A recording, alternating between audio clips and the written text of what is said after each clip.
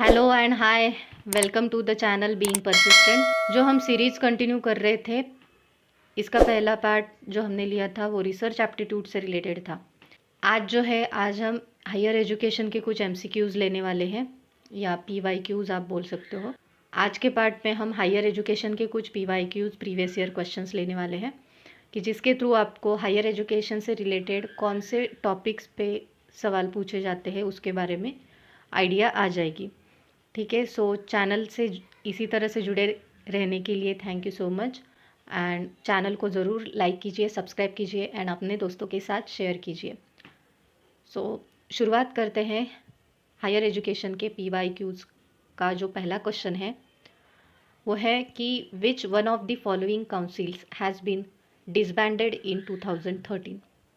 Disbanded का मतलब कि नीचे दिए गए जो ऑप्शंस है तो उसमें से 2013 में कौन सा ऐसा काउंसिल है कि जिसको हटा दिया गया।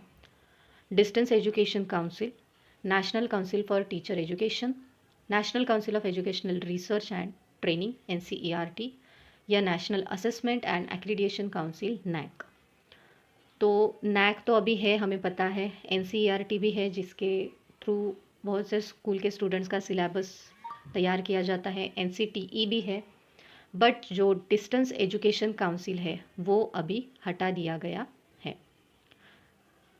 Second question, which of the following statements are correct about national assessment and accreditation council. इसका मतलब NAAC के बारे में नीचे दिया गया कौन सा स्टेटमेंट सही है वो आपको बताना है। It is an autonomous institution, yes, ये ऑटोनोमस बॉडी है। ओके उसके बाद it is task with responsibility of assessing and accrediting higher education, yes, ये किसे सपोर्ट करता है, हायर एजुकेशन को। It is located in Delhi, no, it is located in Bangalore, so this one is incorrect. But हाँ, हमारा जो आंसर है वो क्या आएगा, बोथ 1 एंड 2 इज़ करेक्ट। मतलब ये तो ऑटोनॉमस इंस्टीट्यूशन है, या और दूसरा कि ये हायर एजुकेशन के बारे में इसमें प्रोविजंस, रूल्स, रेगुलेशंस दिए हुए हैं। ठीक है, सो हमारा जो आंसर है वो both 1 and 2। Question number 3, the power of Supreme Court of India to decide disputes between 2 और मोर स्टेट्स फॉल्स अंडर। मतलब कि सुप्रीम कोर्ट जो है हमारे इंडिया का, उसकी जो पावर है किससे रिलेटेड, कि जो 2 स्टेट्स होते हैं उसके बीच में जो भी डिस्प्यूट्स होते रहते हैं तो उसके बारे में कुछ डिसाइड करना, वो कौन से जुरिस्डिक्शन के अंडर आता है, एडवाइजरी, अपीलेट, ओरिजिनल या writ jurisdiction. So our answer is original jurisdiction के अंडर ये आता है। ओके, नेक्स्ट है question number 4, the e content generation for undergraduate courses has been assigned by Ministry of Human Resource Development to.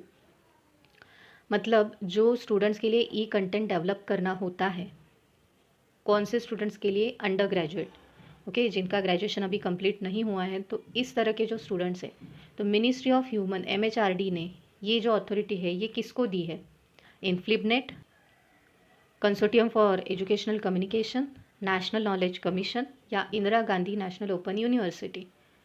सो हमारा जो यहाँ पे right answer होगा वो होगा कंसोर्टियम फॉर एजुकेशनल कम्युनिकेशन। इसको क्या दी गई है, अथॉरिटी ई कंटेंट डेवलप करने की for undergraduate courses. Next one is which of the following statement are correct about central information commission. Central information commission के बारे में नीचे दिया गया कौन सा स्टेटमेंट सही है, नीचे दिया गया कौन सा स्टेटमेंट सही है ये हमको बताना है। तो central information commission is statutory body. The Chief Information Commissioner and other Information Commissioners are appointed by President of India. President के थ्रू इनको इलेक्ट किया जाता है क्या। The Commission can impose penalty up to ₹25,000। जिन्होंने भी रूल्स को break किया है तो उनके ऊपर 25,000 की पेनल्टी वो लगाता है क्या। या it can punish an errant officer, मतलब जिससे भी कुछ प्रोविजंस का ब्रीच हुआ है तो उसको पनिश किया जाता है क्या, सेंट्रल इंफॉर्मेशन कमीशन के through. So our answer is 1, 2 and 3। Fourth one is not included in this answer. Next question, in which of the following categories the enrolment of student in higher in 2010 to 11 was beyond the percentage of seats reserved। अभी इसका जो इन्होंने बताया कि 2010 और 11 में percentage of seats जो reserve seats रखी गई थी, तो उससे ज़्यादा क्या हुआ था, एनरोलमेंट हुआ था। ठीक है, तो ये जो है हमारा आंसर वो है ओबीसी स्टूडेंट्स का, मतलब ओबीसी स्टूडेंट्स के लिए जितने सीट्स रिजर्व रखे थे उससे ज़्यादा एनरोलमेंट 2010 और 11 के ईयर में हुई थी। Okay, which one of the following statement is not correct about university grants commission. जो यूजीसी है, यूनिवर्सिटी ग्रांट्स कमीशन के बारे में नीचे दिया गया कौन सा स्टेटमेंट सही नहीं है, ये आप ठीक से पढ़ना, क्योंकि करेक्ट का बारे में अगर आपने पढ़ा, नॉट पढ़ा ही नहीं, तो आपका आंसर गलत हो सकता है। सो नॉट करेक्ट बोला है। It was established in 1956 by an act of parliament.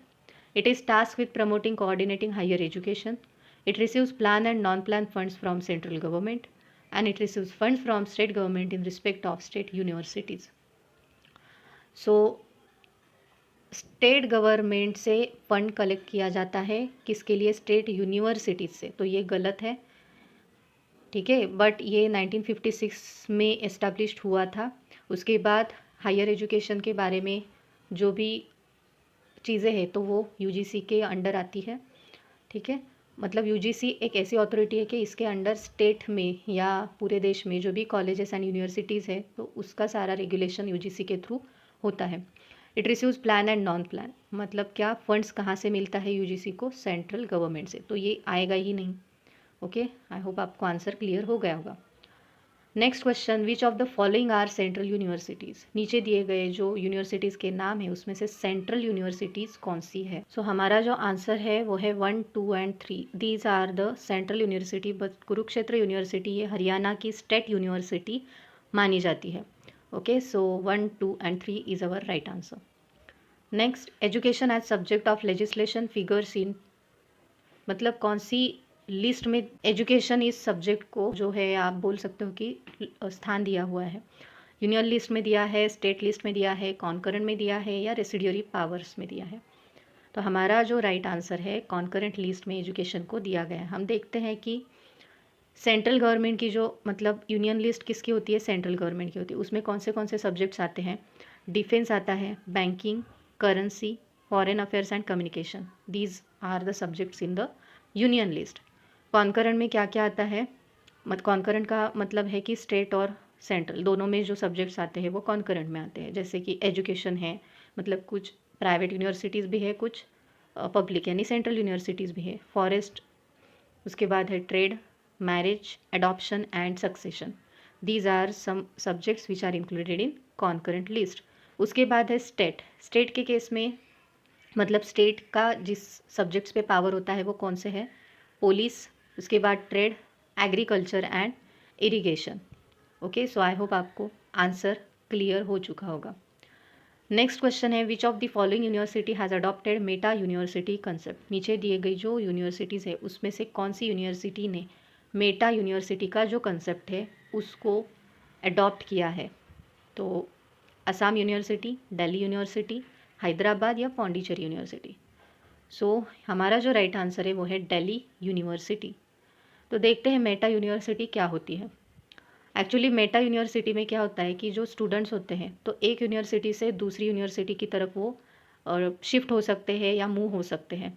Students of meta university will be able to move between 2 universities. They will have freedom to study different subject at any of the 2 universities. मतलब उनको अगर एक university में कोई एक subject पढ़ना है और दूसरी में कोई दूसरा, तो उनको वो फ्रीडम दिया जाता है under this concept of meta university.